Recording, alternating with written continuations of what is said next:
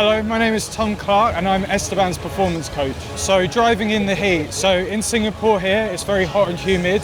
The main difference for the drivers is generally there's more of a cardiovascular strain, which means, generally speaking, the racing is about 10 to 20% more intense and more difficult for them, with heart rates being higher and the general heat contributing to more load and fatigue. Combined with the fact that this is a very long race, typically we reach the time limit here of 2 hours or close to it. The combination of the high heat, the street circuit, which is very mentally challenging, means that this is one of the hardest race circuits on the calendar.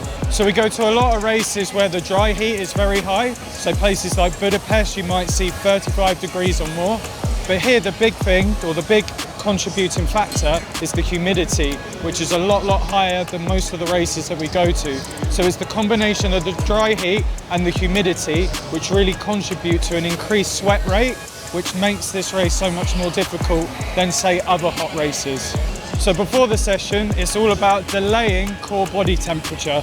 So normally our core body temperature will sit at around 36 to 37 degrees, and we want to make sure it stays low for as long as possible.